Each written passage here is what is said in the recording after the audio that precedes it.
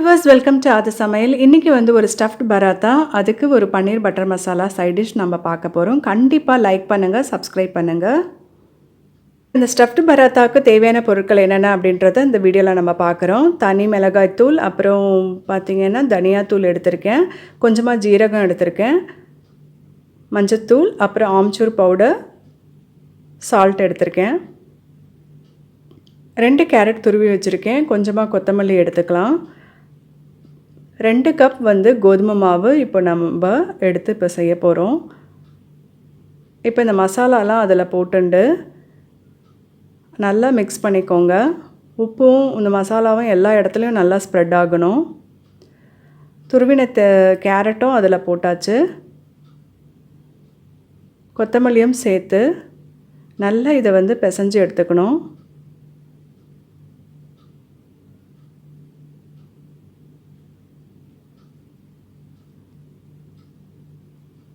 இது உள்ளே ஸ்டஃப் பண்ணுறதுக்கு பதிலாக நம்ம இந்த மாதிரி எல்லாமே போட்டு பிசைஞ்சு எடுத்து சப்பாத்தி மாதிரி இட்டு எடுத்தோம்னா ரொம்பவே ஈஸியாக உங்களுக்கு ரெடி ஆகிடும்.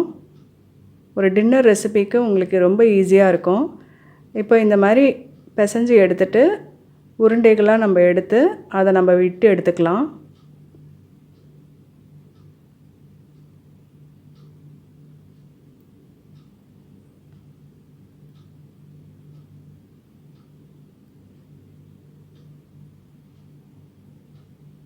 எவ்வளோ பெரிய பராத்தாவாக நம்ம இட முடியுமோ அந்த மாதிரி இட்டு எடுத்துக்கலாம்.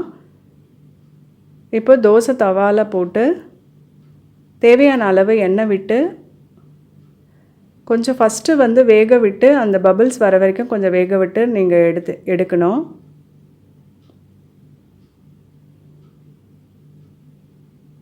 இப்போ கொஞ்சம் நல்லாவே எழும்புது பாருங்கள். ரொம்ப ஈஸியான பராத்தா. இப்போ இதுக்கு வந்து தொட்டுக்கிறதுக்கு நம்ம பன்னீர் மசாலா பார்க்கலாம். பன்னீர் மசாலாவுக்கு பன்னீர் நீங்கள் வாங்கினீங்கன்னா கொஞ்சம் சூடான தண்ணியில் அதை கொஞ்சமாக அதை விட்டு அப்புறம் அதை எடுத்திங்கன்னா சாஃப்டாக உங்களுக்கு இருக்கும். இப்போ நீங்கள் பார்த்தா மாதிரி வெங்காயம், தக்காளி இதெல்லாம் வதக்கி ஒரு பச்சை மிளகாவோட நான் இந்த விழுது நான் அரைச்சி வச்சுருக்கேன்.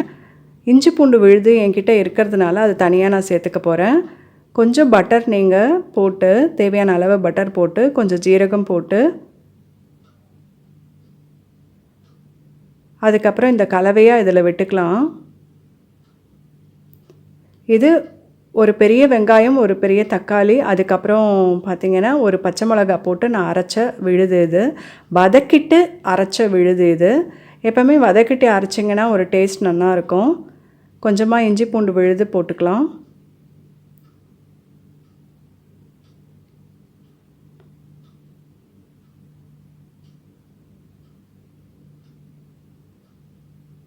இப்போ வந்து தேவையான அளவு மிளகாய்த்தூள் நான் சேர்க்குறேன். தனி மிளகாய்த்தூள், அதுக்கப்புறம் இது தனியாத்தூள்,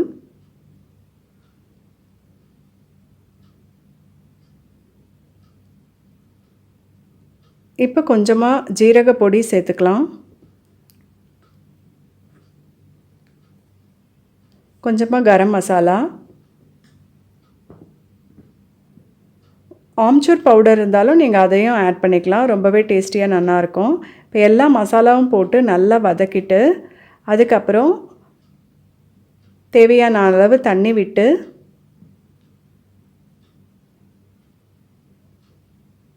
இது நல்லா கொதித்து வரட்டும்.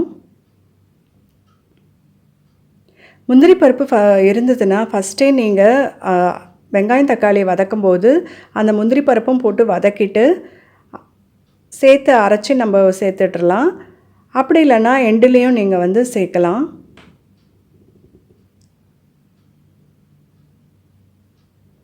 இப்போ முந்திரி பருப்பு நான் வெறும்னா இப்படி போட்டு நான் அரைச்சி இப்போ இதில் சேர்க்க போகிறேன். கொஞ்சமாக தயிர் இதில் சேர்த்துருக்கேன். முந்திரி பருப்பு பேஸ்ட்டாக அரைச்சதும் இதில் விட்டாச்சு.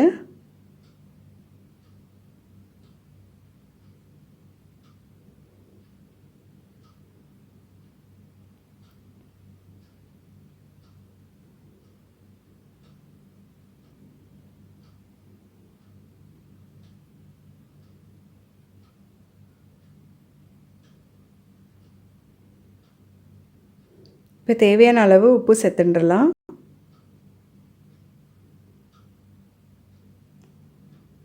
இப்போ பன்னீரும் கொஞ்சமாக கார்ன் இருக்குது, கார்ன் நம்ம சேர்த்துக்கலாம். அப்படி இல்லைன்னா கேப்சிகம் இருந்தாலும் நீங்கள் சேர்த்துட்டுலாம்.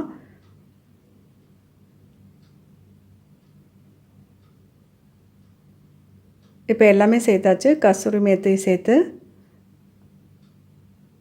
இப்போ ஃபைனலாக நம்ம இப்போ டிஷ் வந்து ஃபினிஷ் ஆகிடுது. இப்போ ஸ்டவ் ஆஃப் பண்ணிடலாம். ஸோ ரொம்ப டேஸ்டியாக ஈஸியாக உங்களுக்கு பன்னீர் கார்ன் மசாலா ரெடி ஆகிடுது. கொஞ்சமாக நீங்கள் அதில் பட்டர் எண்டில் நீங்கள் சேர்த்துக்கோங்க. இதே மாதிரி பண்ணி பார்த்துட்டு உங்களோட ரிவ்யூஸ் அண்ட் கமெண்ட்ஸ் போஸ்ட் பண்ணுங்கள். Thank you very much.